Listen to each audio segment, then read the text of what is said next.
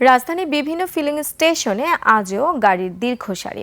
ঘন্টার পর ঘন্টা জ্বালানি তেলের অপেক্ষায় থাকা মানুষের অভিযোগ, চাহিদা মতো মিলছে না পেট্রোল ও অকটেন। এদিকে অবৈধ মজুদের তথ্য দিলে 1,00,000 টাকা পুরস্কার ঘোষণা করেছে সরকার। সুমায়া খানের রিপোর্ট।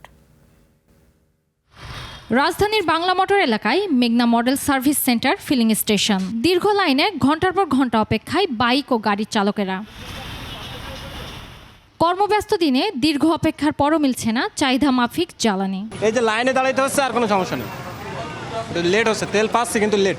200 লোকের পিছনে সিরিয়াল ধরে যে তেল নিতে আসলাম, অনেক কষ্ট হয়েছে আজকে। টাকা বাড়তি নিচ্ছে না, কিন্তু সিরিয়ালে তো অনেকক্ষণ থাকতে হচ্ছে। অফিস ছেড়ে এসে সিরিয়ালে দাঁড়াইছে 50 মিনিট। এই রোদ্রের মধ্যে 50 মিনিট দাঁড়া থাকতে হয়েছে তেলের জন্য। এখনও আবার সামনে গেলে হয়তো তারা একটা লিমিট করে দিছে, হয়তো 500-600 টাকার তেল দেবে, ইচ্ছা করলে ফুল টাঙ্গি দিবে না। 1 ঘন্টায় লাইন সিরিয়াল ধরে আনতে হয় পেট্রোল, অনেক লম্বা লাইন। আর পাম্প তো অতিরিক্ত, পাম্প বন্ধ। পেট্রোল পাম্পে কর্মরতরা বলছেন, সরবরাহ স্বাভাবিক থাকলেও অতিরিক্ত চাহিদা মেটাতে হিমশিম খেতে হচ্ছে তাদের। প্রাইভেট কার 10 লিটার, বড়গুলো 20 লিটার, মোটরসাইকেল 5 লিটার। আর স্টকের বিষয়টা আমাদের ওইখানে চার্ট আছে, অলওয়েজ ঘন্টায় ঘন্টায় আপডেট করা হইতেছে, কতটুকু আছে, কতটুকু আসতেছে, কতটুকু সেল হইতেছে। আজকে 22,000 লিটারের একটা অকটেনের গাড়ি আসছে, সর্বমোট 37,000 প্লাস আমাদের মজুদ আছে অকটেনে।